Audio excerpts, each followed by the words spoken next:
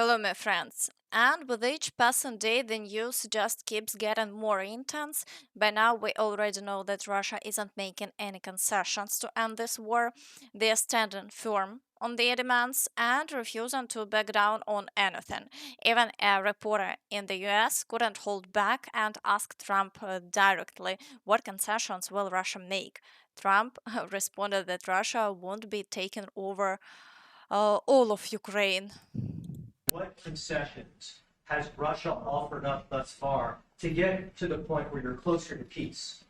Stopping the war, stopping taking the whole country. Pretty big concession. Friends, what do you think about this statement? Honestly, it's very hard to comment on those words. Trump also stated that he's confident that once he asks Putin to stop attacking Ukraine, Putin will listen. The journalist asks him, Mr. President Trump, today you told Putin to stop the attacks. Do you think he'll listen?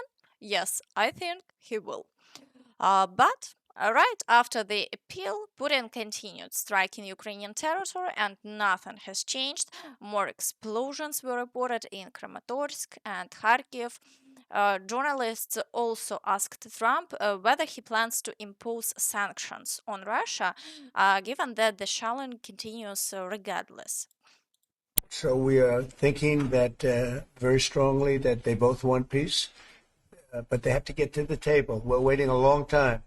They have to get them to the table, and I think we're going to get peace. We want to save 5,000 young people. I used to say 2,500. I now say 5,000.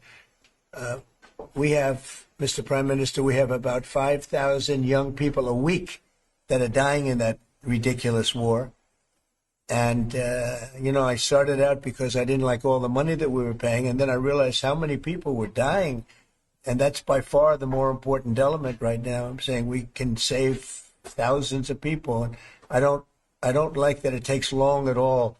But I think they both want to make peace. I do believe so. There's a lot of hatred there. There's a lot of very bad.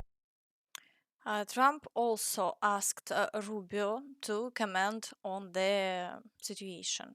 Opportunity to grow the Abraham Accords, but I would just point to one thing: of all the leaders in the world today, no leader is working harder to prevent wars or end them than President Trump is right now. We're trying. That's why we're talking to Iran. That's why we're engaged with Ukraine and Russia. It's the desire to prevent these wars from breaking out and to end the ones that exist already. And again, I just think it's tremendous for our country to be led by a president who desires to bring peace and establish peace and protect peace. So it's hard work. So, talks continue, but the war still doesn't end, and each day the situation at the front only worsens. It's becoming increasingly clear that Trump isn't condemning Russia specifically for this war, he's simply saying it needs to end. Macron also stressed that the US should apply pressure only on Russia since they were the ones who started the war. I welcome the efforts of American diplomacy, but I want to remind everyone of the fact Russia is the aggressor and Ukraine is the victim. Recently, at the initiative of the US, Zelensky took an incredible step forward. He agreed to an unconditional ceasefire. The only thing left, I told President Trump again just 2 nights ago in Montes, is for President Putin to finally stop lying. When he speaks to American negotiators, he says he wants peace. When he addresses the world, he says he wants peace. But he keeps bombing Ukraine. He continues killing civilians. We're waiting for one answer only. Will President Putin agree to an unconditional ceasefire? As we can see, he won't. Russia continues to reject this proposal, and so the war and the shelling go on. Meanwhile, Trump mentioned that he has his own deadline for resolving the conflict between Russia and Ukraine. I have my own deadline. And we want it to be fast. And the Prime Minister is helping us. He wants it to be fast, too. And I think everybody in this, at this time in NATO, they want to see this thing happen. So we have a deadline, and after that, we have a we're going to have a very much different attitude. But I think that has a very good chance of getting done. Friends, what do you think about all this? Be sure to leave your opinion in the comments. Can Trump actually stop this war? And now, let's move on to the situation on the front line, starting with the Pokrovsk direction. Unfortunately, more and more horrifying footage is coming in from Pokrovsk every day. People being buried in courtyards, and the city itself being razed to the ground. Pokrovsk is increasingly starting to resemble Bakhmut. As the shelling continues daily without pause, the situation there is catastrophic. The assaults haven't stopped either. Russian forces are still attacking Novo-Alexandrivka, storming Zvirove, Zelene, Lysivka, Myrolюбівка, and Yelizavetivka, and pushing across the fields toward Alexandropol. As for Tarasivka, the Ukrainian side still hasn't confirmed the loss of the village, so for now the front line there remains unchanged. However, it's worth noting once again that Russian sources claim the village is under their control, and some geolocation maps already mark it as occupied, suggesting that Russian troops are indeed making slow but steady advances in this area. In the Kurakhove direction, Russian forces continue the assaults on Kotlarivka. They've also claimed full control of the village of Bogdanivka, though no video confirmation has surfaced yet, so we're waiting. Meanwhile, heavy fighting continues in Konstantinopel and Rozlev, but no changes have been reported there in the past 24 hours. In the Velika Novosilka direction, after Russian forces once again regained control over Dniproenergia, assaults began on the village of Vesele. They're also pushing through near Novosilka and Novoandriivka. No territorial changes have been recorded over the past day, but the fighting continues.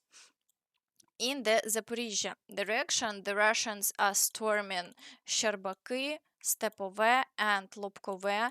There has also been no let-up in the number of attacks, and the Russians are actively using FPV drones, trying to weaken Ukrainian forces and make it easier to advance. According to the Ukrainian forces, some units have even been redeployed to this area from the Kursk direction. So while the situation here is complicated and tense, the front line remains unchanged, at least for now. In the Kherson direction, Russian forces continue shelling the right bank, but no new assaults have been reported. The situation has remained unchanged over the past 24 hours. Now let's move to the Toretsk direction. The intensity here remains very high. It's currently one of Russia's main priorities. They continue to assault Leonidivka and Toretsk, with ongoing battles near Krymsk and fresh attacks on Dachne. Further south, after taking control of Sukhabalka, no new offensives have been reported for now. Fighting continues around Kalinova, and there is ongoing artillery preparation around Stara Mykolaievka, ahead of what appears to be another wave of assaults. Beyond that, no Russian breakthroughs have been reported in the past day. In the Chasiv Yar direction, Russian forces have currently reduced their activity and are focusing on shelling. As before, there are no changes along the front line in this area. In the Siversk direction, the Russians are actively assaulting Bilogorivka and Verkhnyokamensky, making strong attempts to advance. Over the past 24 hours, they launched more than 10 assaults, but so far have seen no success. The Ukrainian forces have managed to repel all attacks. In the Liman direction, assaults on the village of Nove continue. After capturing Katerynivka, Russian forces are attempting to push toward Ritko-Dub. The situation remains difficult, but Ukrainian forces are holding the line, and there have been no changes in the past 24 hours.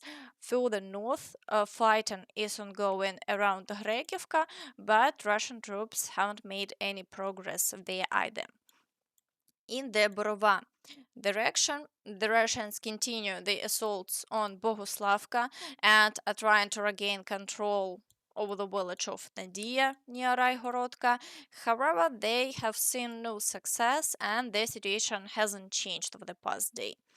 In the Kupiansk direction, the Russians haven't shown any significant activity and are concentrating new reserves for upcoming assaults. The situation remains stable for now. In the Kharkiv direction, apart from Shalin, the Russians haven't shown any new activity. In Vovchansk, fighting continues, and yesterday attacks on the Vovchansky Hutory began. However, the Ukrainian forces have successfully repelled all attacks, and there have been no changes in the situation over the past day. In the Belgorod direction. The situation is gradually improving with a decrease in the number of shelling incidents. As before, the Ukrainian forces are no longer carrying out any attacks on Russian territory.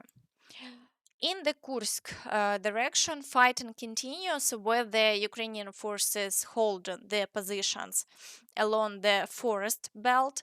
There have been no changes in the situation over the past day.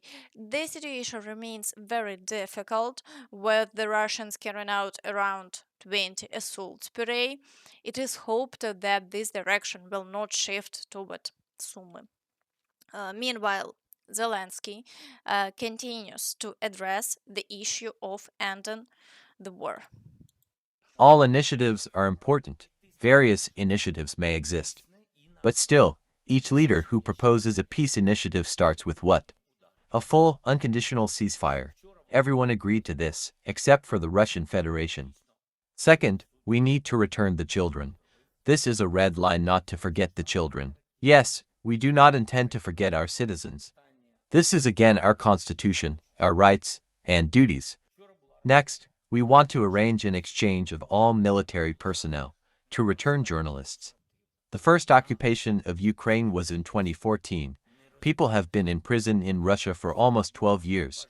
We want to bring them home. We want to return the children to their parents and grandparents if their parents died during this war. We do not want to abandon this. Yes, and this is a red line. Who does this interfere with? What is wrong here? Who will be the guarantor? First and foremost, before talking about who can be the guarantor, we must understand what we are guaranteeing. We very much hope and believe that the United States can put more pressure, and there will be a complete ceasefire. But there is a very serious point. Who will be the guarantor?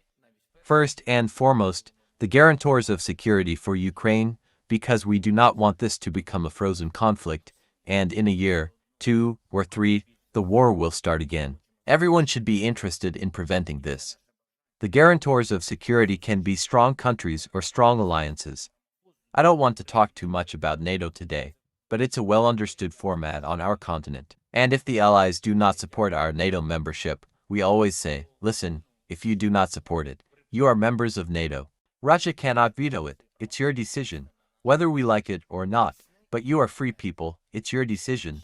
Okay, give us other security guarantees. And we want strong players who have power, who are not afraid of Russia, and who have influence on Russia economically. Historically, it should definitely be the United States, definitely Europe, because we are in Europe. And that's all from me. So please, don't forget to like this video, subscribe to the channel, and hit the notification bell to stay updated on all the latest news. Thank you for watching, and see you next time. Bye bye.